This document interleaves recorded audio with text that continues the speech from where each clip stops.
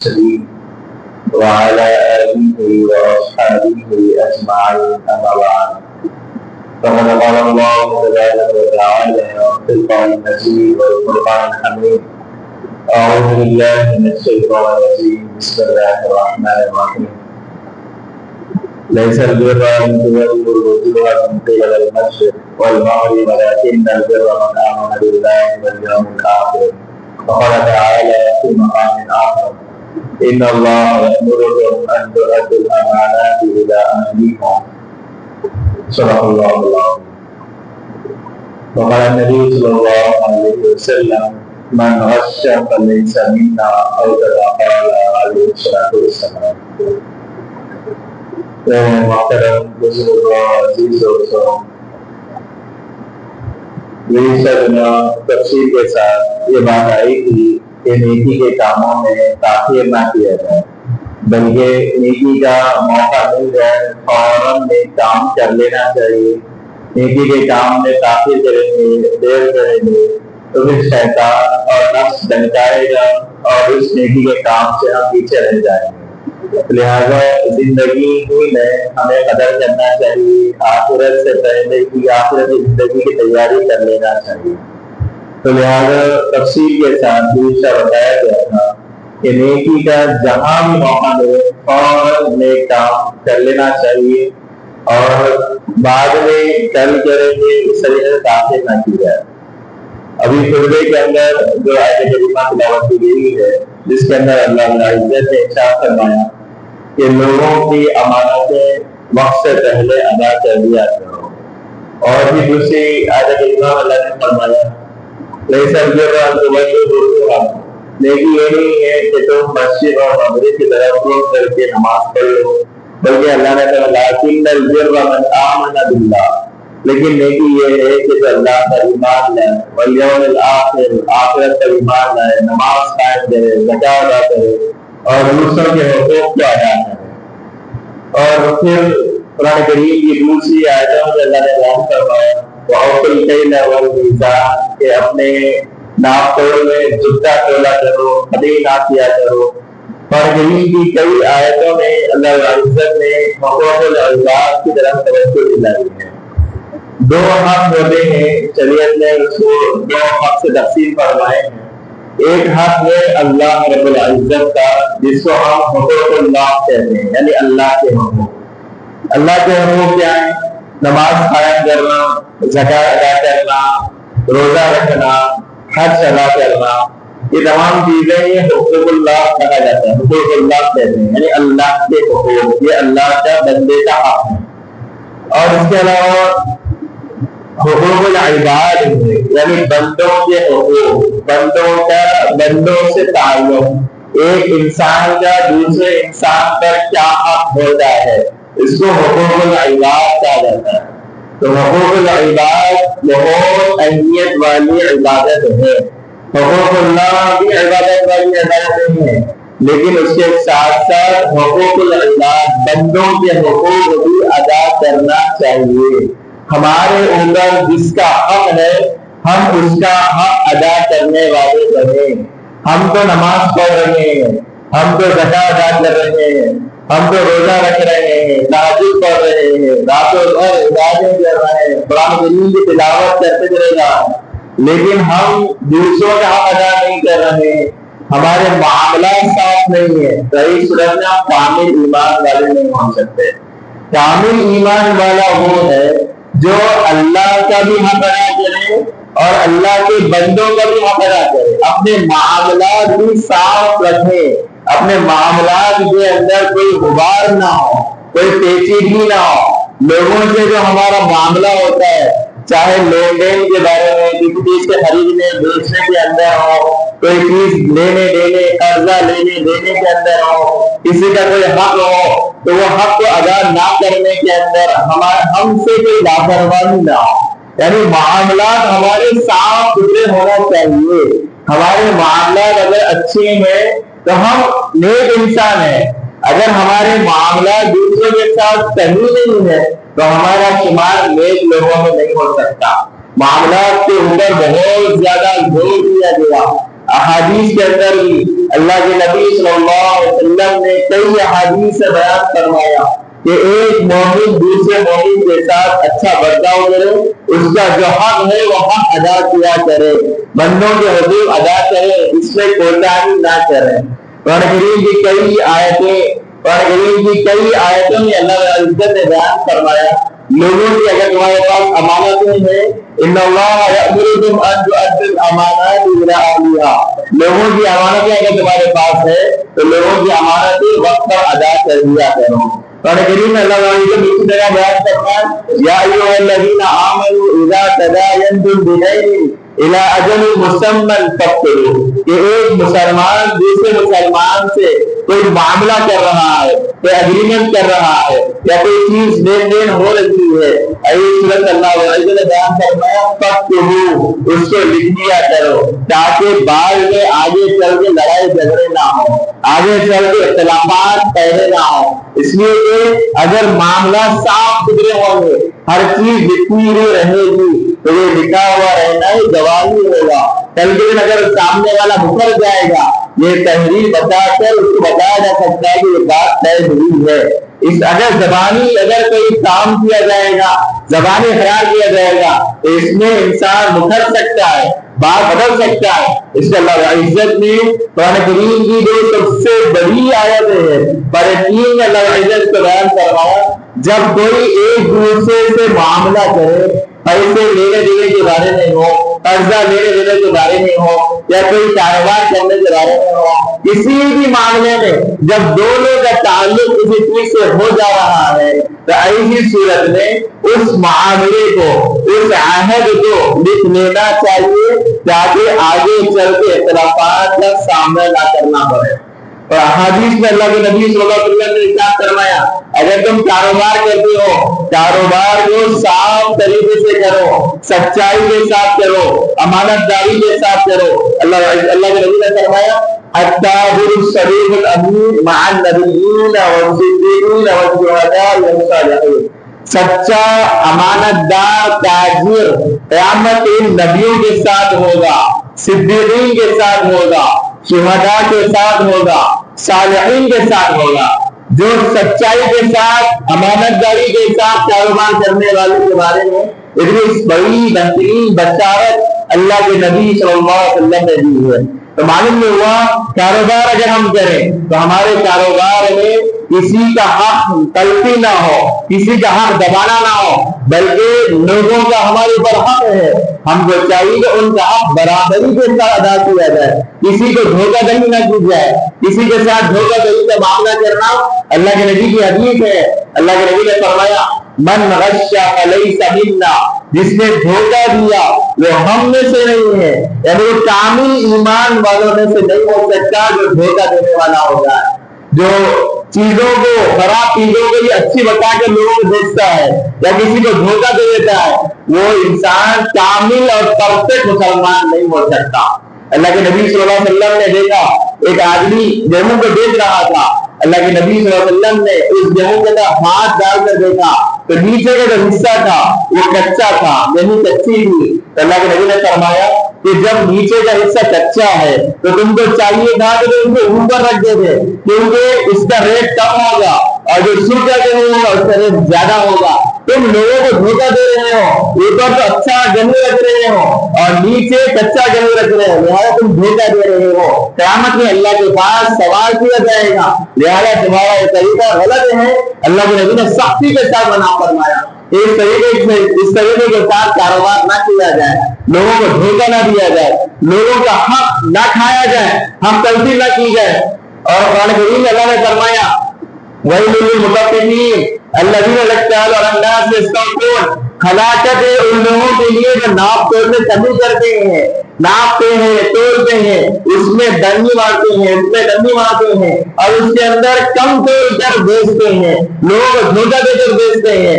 Damage چیز ہے لیکن سامنے والے کو بغیر بچائے تھے وہ چیز خراب ہے، بتائے بغیر اس کو بیچ دیتے ہیں اور یہ سمجھتے ہیں کہ ہم نے بہت بڑا ہنر والا کام کر دیا، بہت بڑا ہم نے ان کو دیوانہ بنا دیا۔ لیکن یاد رکھنا چاہیے دنیا میں ہم تو تھوڑے بہت مال کما لیں گے، لیکن آخرت میں اللہ کے پاس جانے کے بعد ایک ایک روپے کا حساب دینا پڑے گا، ایک ایک چیز کا حساب دینا پڑے گا۔ جس کا جو حق ہے وہ حق ادا کرنا ضروری ہے۔ معاملات ہمارے صاف ستھرے ہونا ضروری ہے۔ کاروبار اگر ہم کریں امانت داری کے ساتھ کرنا چاہیے، دیانت داری کے ساتھ کرنا چاہیے، کسی کے ساتھ دھوکہ دہی کا معاملہ نہیں کرنا چاہیے۔ اللہ کے نبی صلی اللہ علیہ وسلم نے خود کو بتایا، اللہ کے نبی صلی اللہ علیہ وسلم جب نکاح ہونے سے پہلے خدیجہ رضی اللہ عنہا کا مال لے کر اللہ کے نبی صلی اللہ علیہ وسلم ملک شام جا کر تجارت کر کے آتے ہیں تو خدیجہ اپنے ساتھ اپنے غلام میسرہ کو ڈھونڈتی ہے، دیکھو کہ محمد کس طریقے سے کاروبار کرتے ہیں، سفر میں ان کے ساتھ کیا معاملہ ہوتا ہے۔ تو میسرہ نے آ کر خدیجہ سے کہا کہ اے مالکین، میں نے دیکھا محمد بہت نیک انسان ہے، سچائی کے ساتھ کاروبار کرتے ہیں، کسی کو دھوکہ نہیں دیتے، کسی کے ساتھ بدزبانی نہیں کرتے، کسی کے ساتھ لڑائی جھگڑا نہیں کیا، امانت داری کے ساتھ کاروبار کیا۔ جو چیز کا ریٹ کم تھا اس کا ریٹ کم لگایا، جس چیز کا ریٹ زیادہ تھا اس کا ریٹ برابر لگایا، دھوکہ دے کر نہیں کمایا، دھوکہ دے کر چیزوں کو نہیں فروخت کیا۔ پھر اس کے بعد اللہ کے نبی صلی اللہ علیہ وسلم تجارت کر کے واپس آئے تو سب سے پہلے خدیجہ رضی اللہ عنہا کے پاس جاتے ہیں اور جا کر ایک ایک روپے کا پورا حساب بتا دیتے ہیں، یہ اتنے کا ہے، یہ اتنا پیدا ہوا، اتنا پیسہ تھا، یہ آپ کے سامان کی قیمت یہ ہے، اتنا پیسہ یہ ہے اور فائدہ یہ ہے۔ اس طریقے سے ایک ایک چیز کا حساب کتاب بتا دیا۔ خدیجہ رضی اللہ عنہا حیران ہو گئی، پریشان ہو گئی، میں نے تو آج تک ایسا انسان نہیں دیکھا جو معاملات اتنا صاف ہو، دیانت داری امانت داری کے ساتھ اس طریقے کے ساتھ کاروبار کرنے والا۔ انہوں نے اللہ کے نبی کے اس اخلاق کو دیکھ کر بہت خوش ہو گئے، تو اللہ کے نبی کے ساتھ نکاح کا پیغام بھیجا۔ اللہ کے نبی معاملات کو صاف رکھتے تھے اور معاملات کو صاف رکھنے کا حکم دیا کرتے تھے۔ اور پھر اس کے بعد اللہ کے نبی صلی اللہ علیہ وسلم کے پاس لوگ لا کر امانت لا کر رکھتے تھے، کوئی پیسے لا کے رکھا، کوئی دوسری چیز لا کے رکھا۔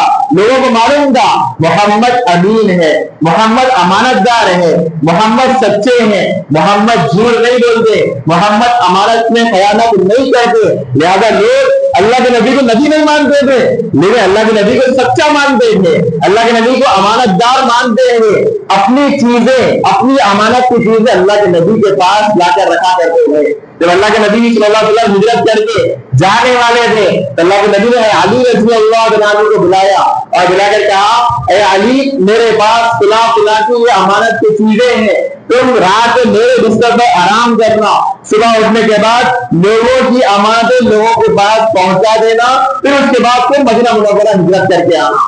یہ ہے اللہ کے نبی کے معاملات صفائی کے ساتھ۔ اگر اللہ کے نبی مدینہ ہجرت کر جاتے، لوگوں کو پیسے نہ بھی دیتے تو اللہ کے نبی کسی کے پکڑ میں نہیں آتے تھے، لیکن اللہ کے نبی نے امت کے سر سے بچایا، چاہے وہ دشمن کیوں نہ ہو، اس کے پیسوں کو ہڑپنا جائز نہیں ہے۔ ایک مسلمان کا سیوا نہیں ہے کہ کسی کی امانت میں خیانت داری کرے، کسی کو دھوکہ دے دے، کسی کے مال کو ہڑپ لے، ناحق کھا لے، کسی کے مسلمان کا سیوا نہیں ہو سکتا۔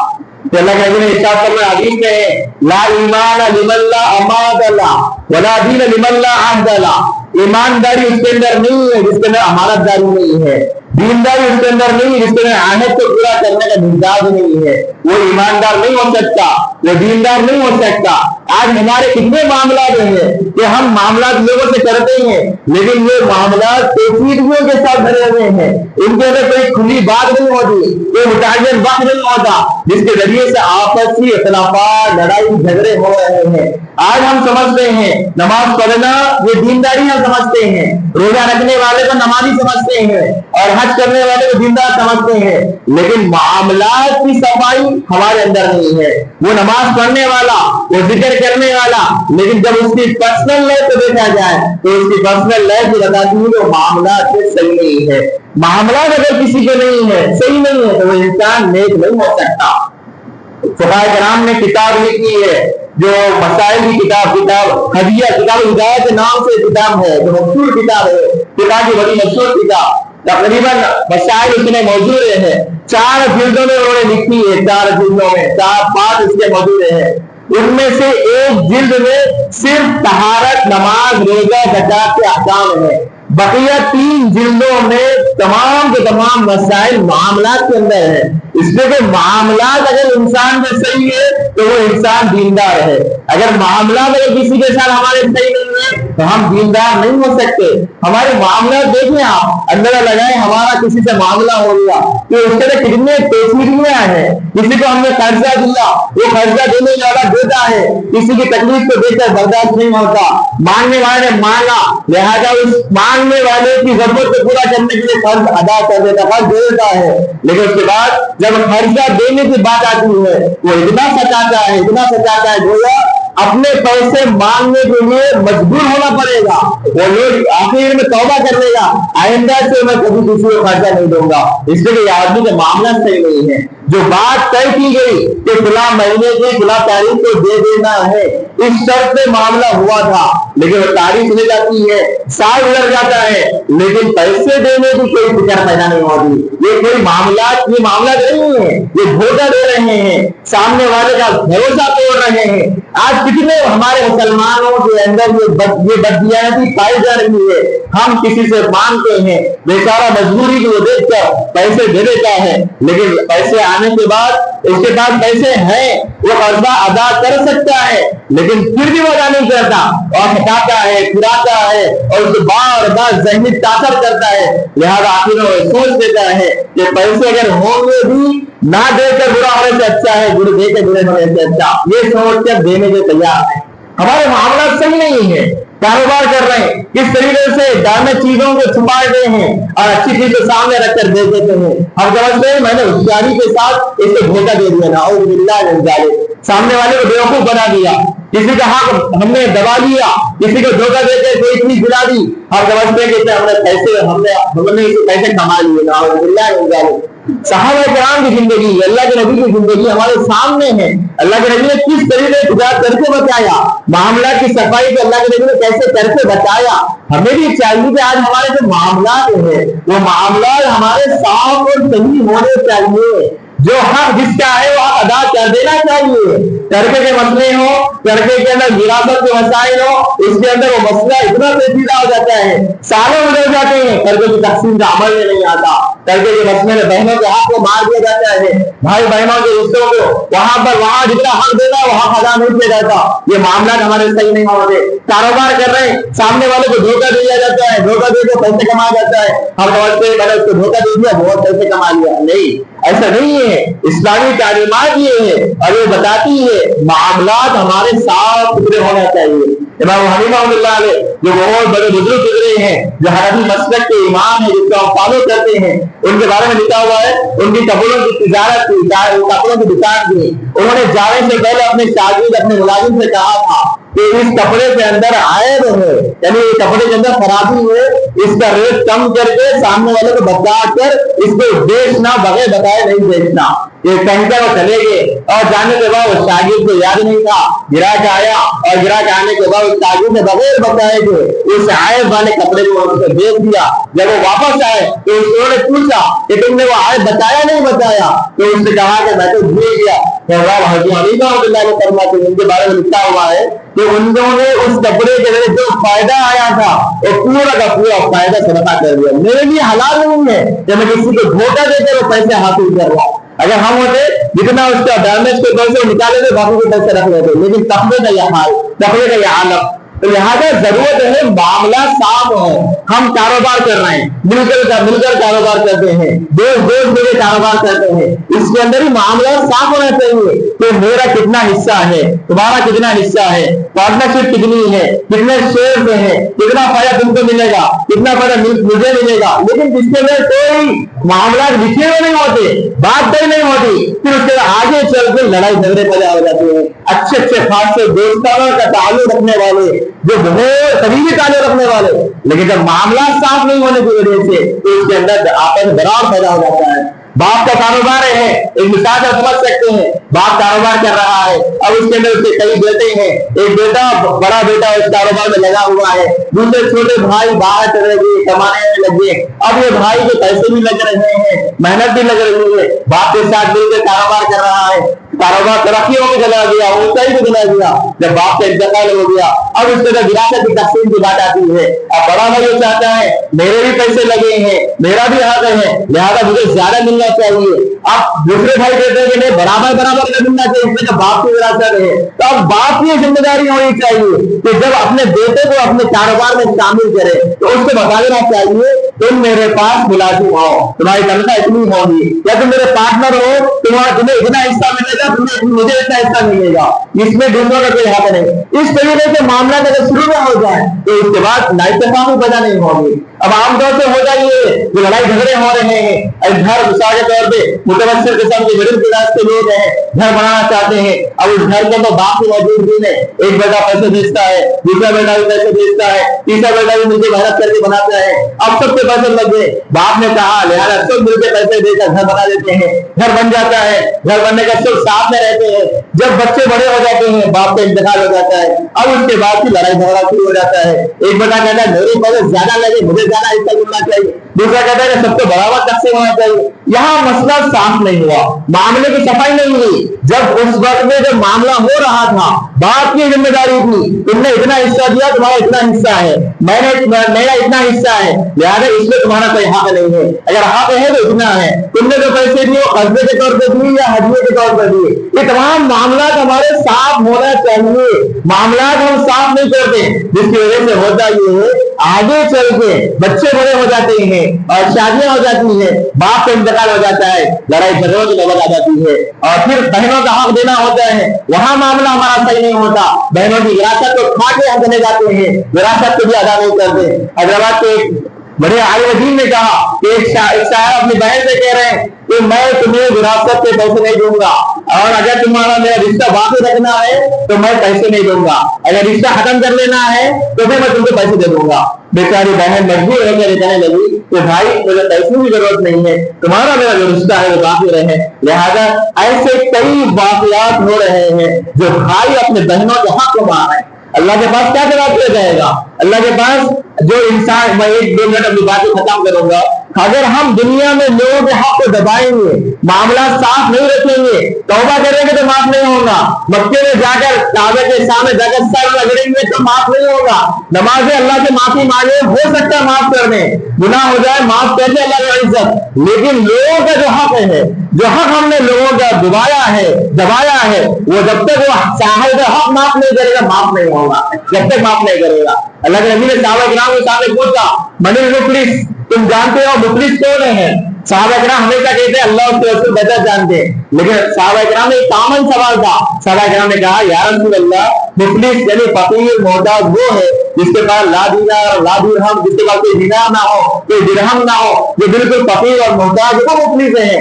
اللہ کے نبی نے فرمایا حقیقت میں مفلس وہ نہیں ہے, حقیقت میں مفلس وہ ہے قیامت کے دن جب وہ انسان نیکیوں کا انبار لے کر, نیک اعمال لے کر اللہ کے پاس پہنچے گا, اللہ کے پاس جائے گا. پھر اس کے بعد صاحب حق لوگ آئیں گے, آ کر اللہ کے سامنے کہیں گے اے اللہ بے شک اس سے نمازیں پڑھی ہیں, بے شک اس کے روزے ہیں, اس کے حج ہیں, عبادتیں ہیں, لیکن اے اللہ میرا قرضہ میرا باقی ہے, اے اللہ اس نے قرضہ ادا نہیں کیا. اللہ فرمائیں گے اس کے نیکی میں اس کا قرضہ ادا کر رہے ہو. پھر اس کا دوسرا آئے گا, وہ کہے گا اس نے مجھے گالیاں دی تھی, اس نے مجھے میری غیبتیں کی تھی, اللہ اس کے نیکی میں سے نکال کر اس کو دے دیں گے. پھر دوسرا کہے گا مجھے یہ کیا تھا, مجھے یہ کیا تھا. جتنے لوگ ہیں جس کا اس نے حق دبایا تھا, جس نے جس کو اسے تکلیف پہنچایا تھا, سب کے سب اس کے پاس آ کر اس کے نیکیاں لے لیں گے. اور پھر اس کے پھر اور لوگ آئیں گے, اب اس کے پاس نیکیاں نہیں ہوں گی. اللہ فرمائیں گے جس کا جو حق اس نے دینا تھا اس کے بنا اس کے اوپر ڈال دیا جائے گا. وہ حالانکہ وہ انسان نیکیوں کا انبار لے کے اللہ کے پاس پہنچا, اب پورے نیکیاں ختم ہو گئے, الٹا وہ دوسروں کے گناہ اس کے اوپر آ گئے. تو ہم سمجھتے ہیں نماز پڑھ لینا ہم مسلمان سمجھتے ہیں, دینداری سمجھتے ہیں, روزہ رکھ لینا دینداری سمجھتے ہیں, لیکن معاملات ہمارے اتنے گرے ہوئے ہیں, اتنے خراب ہیں, معاملات ہمارے صحیح نہیں ہیں. کسی کے ساتھ ہم نے وعدہ کیا, ہماری ذمہ داری ہے وعدہ پورا کریں, وعدہ کیا تو وعدہ پورا کریں, قرضہ لیا قرضہ ادا کریں, وقت پر ادا کریں. لیکن آج حالت یہ ہے, کئی لوگوں کی زبان سے سنا گیا अगर किसी की मजबूरी को देखकर कर्ज की देने की जरूरत पड़े तो भी मत देना, इसलिए कि देते वक्त लेने वालों का चेहरा अलग होता है। देते वक्त इतना सताते हैं, इतना फिराते हैं, तौबा कर लेना, एक बार कभी किसी को कर्ज नहीं देना, ऐसी हालत हमारी हो गई, मामला साफ नहीं, लिख लेना चाहिए, लिख लेना चाहिए। अल्लाह ने फरमाया फक्तबू, कुरान करीम की सबसे बड़ी आयत, कुरान में जो सबसे बड़ी आयत है उसमें अल्लाह ने फरमाया जब तुम किसी बारे में मामला कर लो फक्तबू, लिख लिया करो, ताकि बाद में इत्तेफाक ना हो, लड़ाई झगड़े ना हो। अब लोग कहते हैं भाई भाई कारोबार कर रहे हैं, दो दोस्त कारोबार करें, लिख लेना बेहतर है, तो लोग कहते हैं ये तो अजनबियत की बात है, भाई भाई के बारे में लिख लेना कैसी हैसियत की बात है। इस तरीके से कहेंगे जब लड़ाई झगड़े होंगे ये भाई भाई नहीं समझा जाएगा। अल्लाह के नबी ने फरमाया तआम करो इखवान, तुम आपस में भाई भाई की तरह रहो, तआमलू कल अजानी, जब तुम आपस में मामला करो अजनबियों की तरह मामला करो। भाई भाई है, लेकिन जब भाई भाई मामला कर रहे हैं किसी बारे में तो अजनबी बनकर आपस में लिख लिया करो, ताकि आगे चल के इख्तिलाफात पैदा ना हो।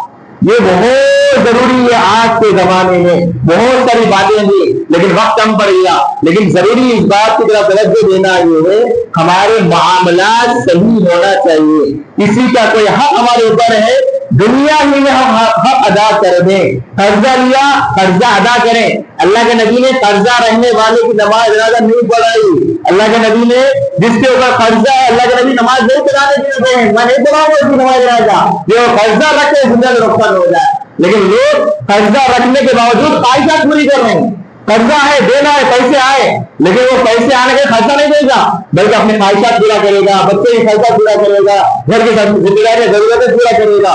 जो इस तरीके से कर्जेदार को चला कर नहीं देगा क़यामत के अल्लाह उसको आज़ाब चला करेंगे।